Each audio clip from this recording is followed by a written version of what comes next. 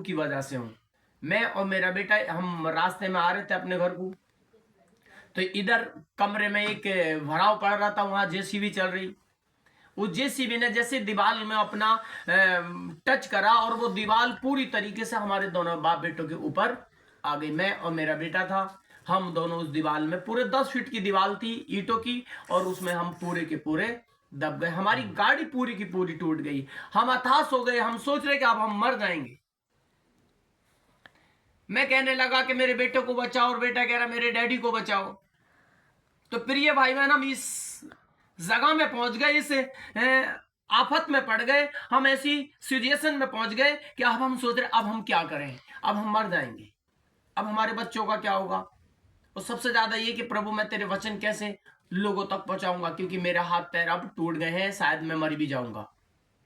तो इतनी ऐसी बात में हम घबरा रहे, और हमारा जब ईंटों में से हमें निकाला गया तो हम ऐसा लग रहा है कि जैसे हमारे सीने पे, हमारे हाथ पैरों पे बड़ा वजन रखा है। जब मैं हल्का बेहोश हुआ तो मुझे ऐसा लगा जैसे कि कोई मेरे बेटे को कंधे पे बैठा हुआ है। जब मुझे ऐसा लगा तो थोड़ा मुझे तसल्ली मिली कि हाँ, हो सकता है मेरे पिता ने मेरे बेटे को बचा लिया है। फिलहाल अब मैं सोचने लगा प्रभु अब हम तो मर ही जाएंगे। बहुत से लोगों ने हमें निकाल के और खाट पे डाल लिया। डालने के बाद मैं बस यही कह रहा था प्रभु अगर मैं मर भी जाऊं तो सच्ची राहों में, तेरी बातों में मेरा मरना का वक्त हो। जैसे पौलुस कहता है अब मैं जिंदा नहीं हूं, बल्कि मुझ में मसीह जिंदा है। मेरे अंदर ये चीज चल रही, पर आंसू नहीं रोक रहे थे। दर्द इतना था कि कैसे किसी ने हमारे छुरी मार दी हो। बस जब मैं बेहोश, और वो बेहोश हुआ, थोड़ा सा मुझे कुछ याद था, और थोड़ा ज्यादा करके मैं बेहोश था, पर मुझे ऐसा लग रहा कि जैसे कोई सफेद वस्त्र में बहुत लंबा चौड़ा मनुष्य आया।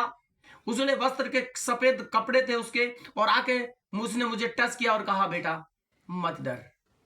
तो मेरे प्रिय भाई बहन, हमें डरने की जरूरत नहीं। जब हमें इतनी मौत की रास्ते से, इतने मौत के दलदल से वो हमें निकाल सकता है, तो वो आपको भी निकालेगा।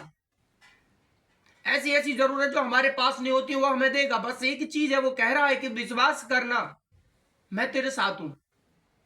जब उस मैंने ये दर्शन देखा, मैंने कहा हाँ मेरा पिता ने मुझे बचा लिया है, तो अंदर तो मैं आनंदित था, पर मेरे आंसू नहीं रुक रहे, क्योंकि उसका वचन लिखा है तू जहां भी जाएगा मैं अपने स्वर्गदूतों को भेजूंगा और वो तेरी रक्षा करेगा, तुझे हाथों हाथ उठा लेगा ताकि तेरे पैरों में पत्थर से भी ठेस न लगे।